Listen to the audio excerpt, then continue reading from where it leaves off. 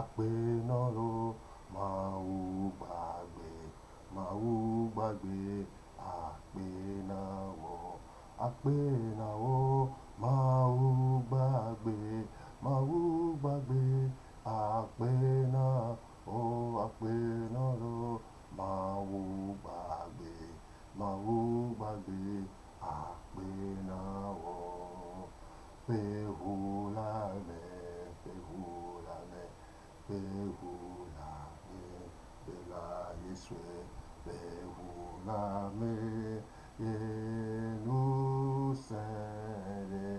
enusele, pehulame, pehulame, pehulame, bela Yeswe, pehulame, nous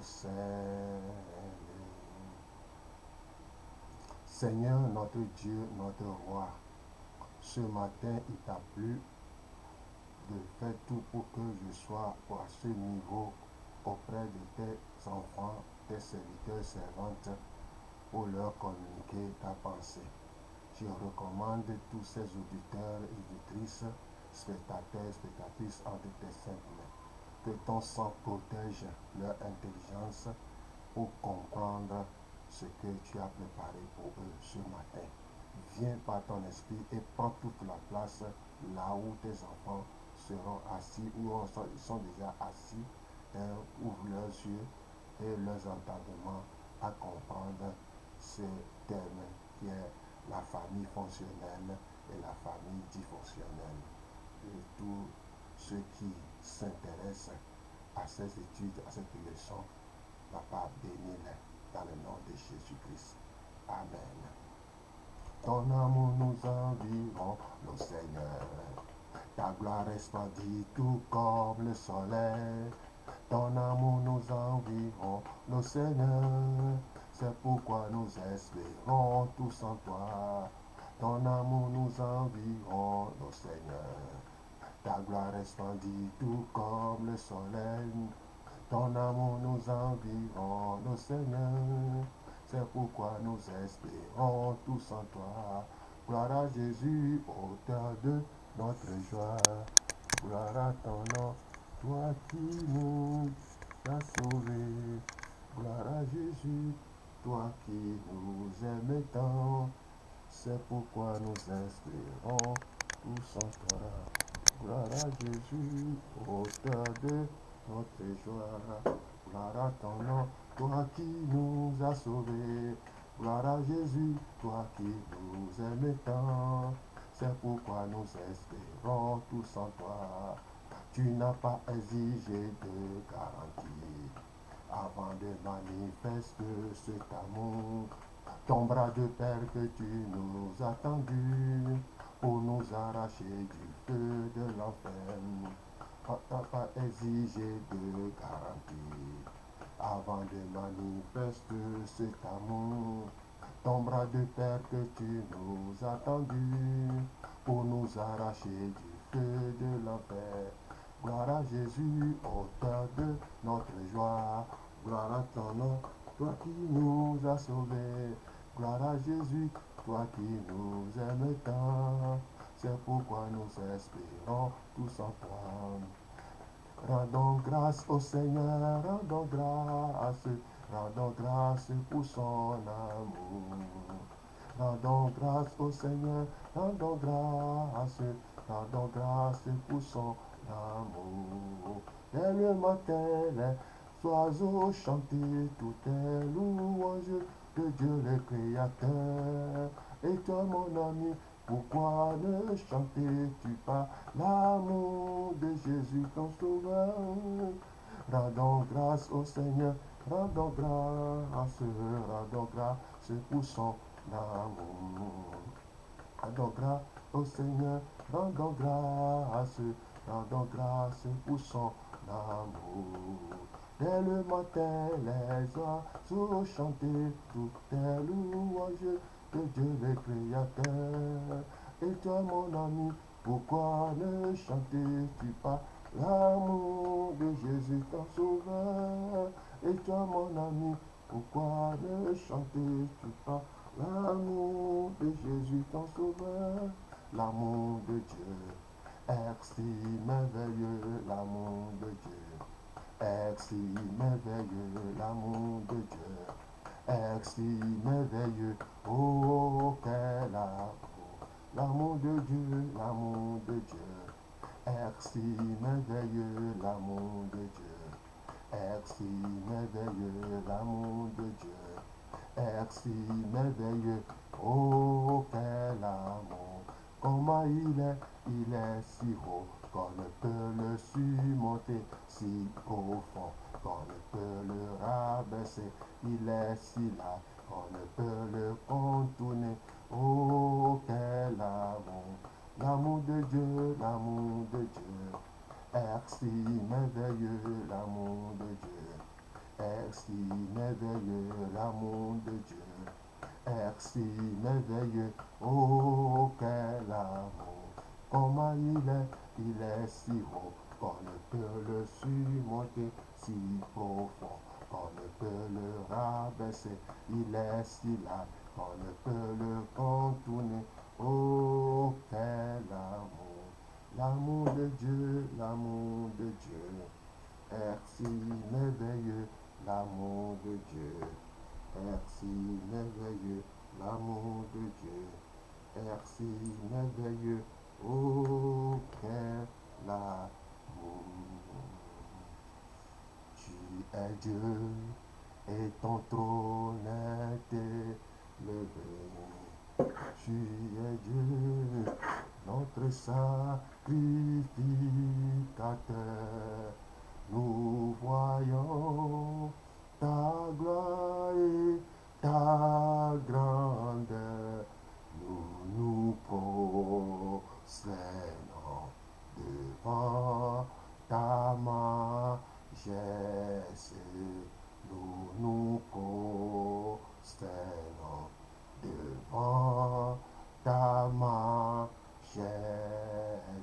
Tu es Dieu, tu es Dieu, et ton trône est élevé. Tu es Dieu, notre sacrificateur. Nous voyons ta gloire et ta grandeur. Nous nous prosternons devant ta majesté.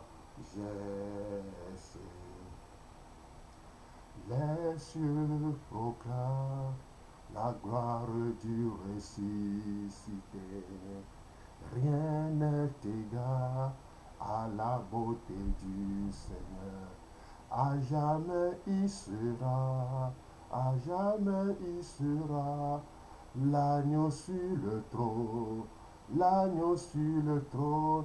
Je fléchis le genou, je fléchis le genou pour adorer lui seul. À jamais il sera, à jamais il sera, l'agneau sur le trône, l'agneau sur le trône. Je fléchis le genou, je fléchis le genou pour adorer lui seul. Je veux chanter la gloire du ressuscité. L'agneau immolé nous a jetés pour Dieu. À jamais tu seras, jamais tu seras, l'agneau sur le trône, l'agneau sur le trône. Je fléchis le genou, je fléchis le genou pour adorer toi seul. À jamais tu seras, l'agneau sur le trône, l'agneau sur le trône. Je fléchis le genou, je fléchis le genou pour adorer toi seul. À jamais tu seras, à jamais tu seras, l'agneau sur le trône, l'agneau sur le trône. J'ai fléchi le genou, je fléchis le genou pour adorer toi seul. Alléluia. Merci Seigneur. de ce que tu es au présent et tu es près de tous tes enfants qui sont postés auprès de leur portable, ordinateur, tablette. Seigneur, bénis-les et que cet enseignement que tu vas leur donner leur faire du bien. Soyez bénis, vous qui êtes à votre poste. Soyez bénis dans le nom de Jésus-Christ. Donc aujourd'hui, on va parler de la famille, les deux types de familles qu'on voit sur la terre. Et tout le monde va chercher à comprendre laquelle est ta famille. Et en commentaire ou quoi que ce soit, vous me le direz. Donc, le plan de Dieu pour la famille. Dieu n'avait voulu que les enfants soient en l'air. Genèse chapitre 1, verset 26 à 28. Dieu créa l'homme et la femme. Multipliez-vous et soyez féconds, gérez la terre, dominez la terre. Dieu créa la famille pour que les enfants puissent grandir dans un environnement sûr et sain. Genèse chapitre 18, verset 3. Le rôle de la famille. Aimer les enfants, les éduquer et les discipliner. Proverbe 22, verset 6. De représenter le caractère de Dieu sur la terre. Si j'ai un papa qui ne prend pas soin de moi, Dieu est loin de lui. L'amour, l'éducation, la discipline, les trois vont ensemble. L'amour, l'éducation et la discipline. Maintenant, on va entrer dans le vif du sujet. Les deux types de famille. Famille fonctionnelle, ça marche, ça fonctionne. Famille dysfonctionnelle ne fonctionne pas. C'est une famille irréparable, gâtée, foutue. Donc, on va voir la famille fonctionnelle. Elle n'est pas parfaite, mais ça marche. Une famille où chaque membre fonctionne bien en tant qu'un individu et les autres, en tant qu'un individu et les autres. Une famille où tous les membres se soutiennent les uns les autres. Une famille sait gérer les conflits, fait face aux problèmes. Voilà une famille fonctionnelle. On va voir les caractéristiques d'une famille fonctionnelle. Les caractéristiques d'une famille fonctionnelle. 1. La relation entre les parents. Le couple est le cœur de la famille. Une relation synergique. Les deux personnes qui se complètent. Deux valent qu'un. Ce n'est pas l'addition, mais une multiplication. Le père et la mère sont plus efficaces que chacun de son côté. 2. Un amour inconditionnel. Il n'y a pas si tu fais au-delà de l'amour naturel qui aime. Il n'y a rien que tu peux faire pour que je ne t'aime plus. Rien que tu peux faire pour que tu l'aimes moins. 3. Un engagement mutuel. Papa, maman, enfant est ensemble engagés les uns les autres et est la devise, quoi qu'il arrive, je serai à tes côtés. 4. La maturité. De nous porter nous-mêmes, faire notre propre sauce. Chacun évolue bien à son stade de développement, capable de prendre ses responsabilités. 5. La discipline. Il doit y avoir une discipline dans sa famille. Ces règles spécifiques à la famille doivent se respecter. Exemple, l'heure du repas, l'heure de rentrée, etc. 6. La communication. On peut s'exprimer, parler, chacun peut exprimer ses besoins, ses pensées, ses émotions. 7. Gérer les conflits. S'il n'y a jamais de problème ou conflit dans une famille est dysfonctionnelle. Si on nie ou ignore, ces problèmes nous attendent plus loin. 8. Respect les 5 libertés. A. Liberté de voir, de percevoir. Il faut écouter les enfants. Il faut écouter les enfants dans leur perspective. En général, on étouffe dans leur perspective comme ils voient. L'adolescent se prépare très tôt. 2. Liberté de penser ou avoir la liberté de dire ce qu'on pense. 3.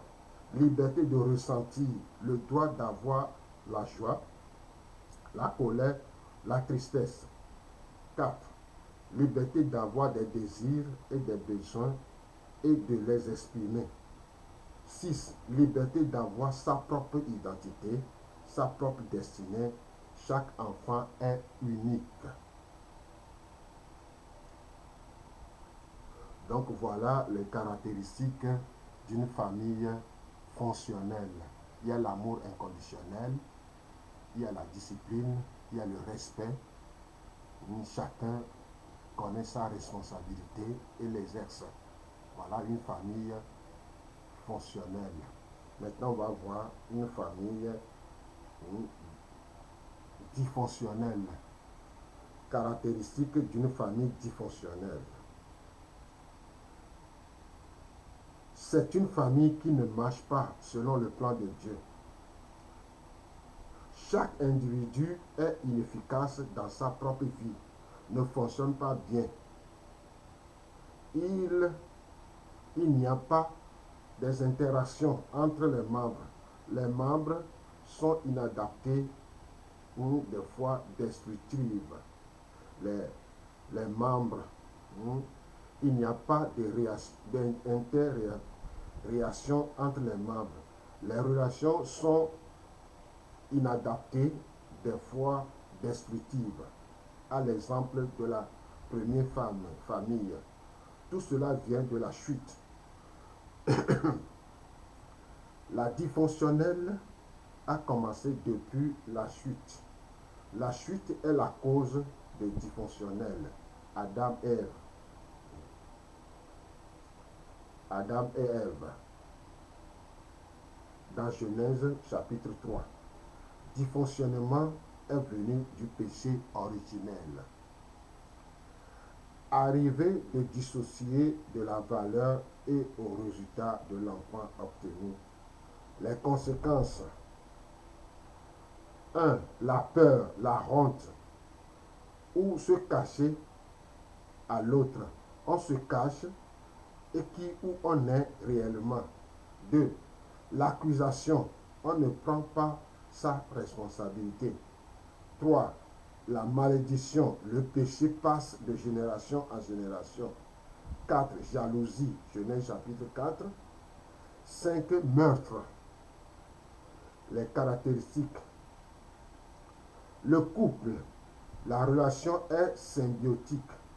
La motivation du mariage, c'est trouver quelquefois pour satisfaire mes besoins. Or, il n'y a personne qui peut te satisfaire. C'est dépendre de l'autre pour satisfaire ses besoins. L'un qui suce la vie de l'autre. 2. Le contrôle. On trouve beaucoup de contrôle. Conflit de puissance. Il y a 3 manières de contrôler. Par la domination, imposer son autorité.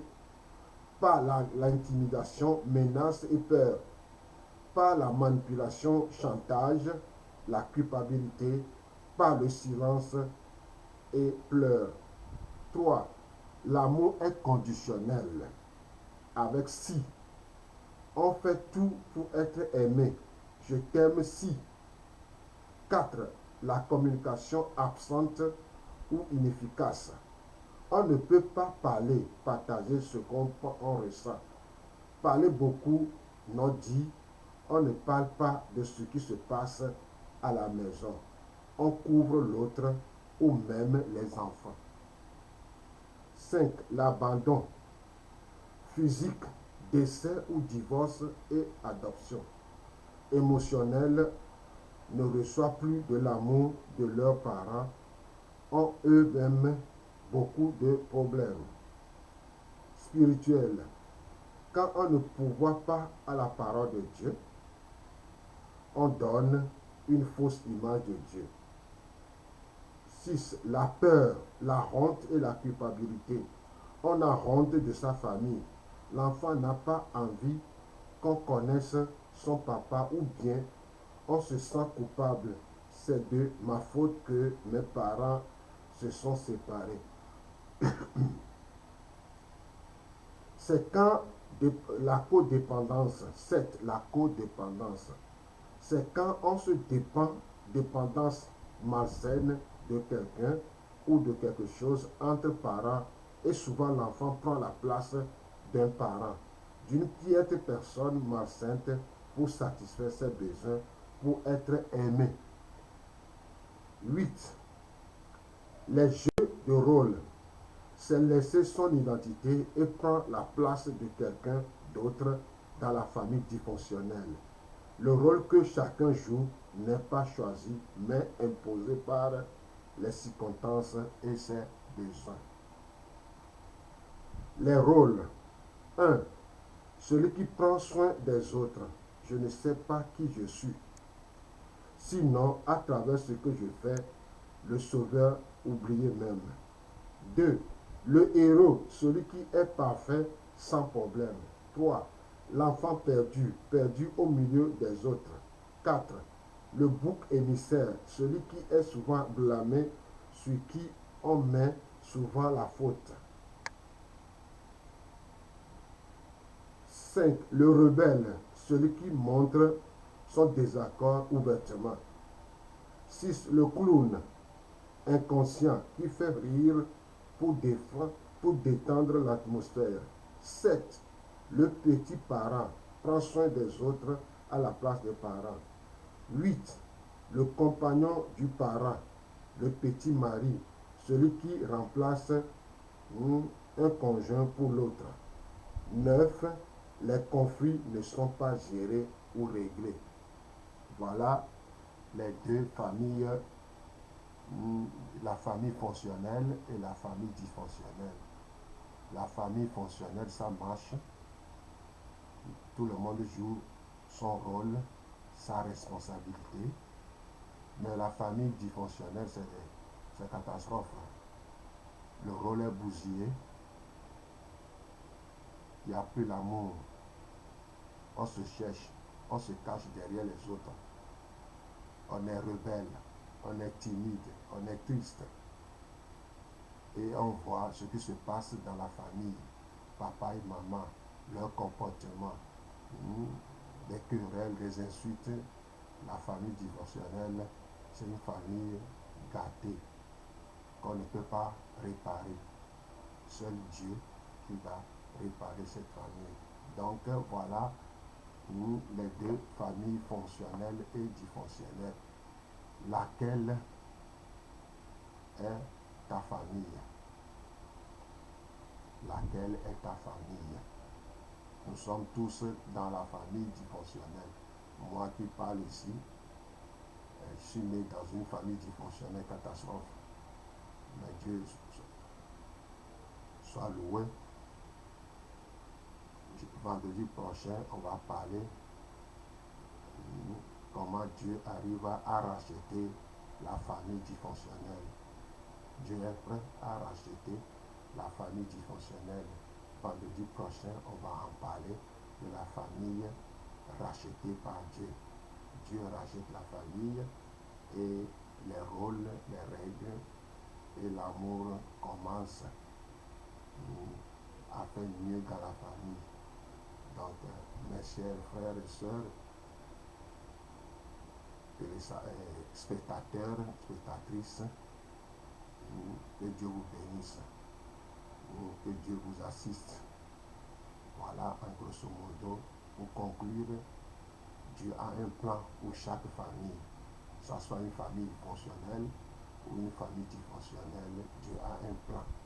C'est pourquoi, si la famille est bousillée, Dieu est à l'œuvre pour racheter ces familles. Ceux qui ont décidé de se donner à Dieu, de la famille qui a reçu Jésus-Christ comme Sauveur Seigneur, Dieu rachète cette famille par son sang précieux.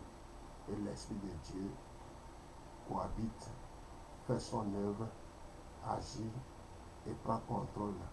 Et la famille est rachetée. Et il fait bon vivre. Et prochainement, on va voir, quand Dieu rachète une famille, les choses qui s'en suivent. Les détails aussi, on verra. Que Dieu vous bénisse. C'est votre serviteur et missionnaire Emmanuel Aoudia, missionnaire enseignant de médias, cette diffusion co-biblique par coordonnance.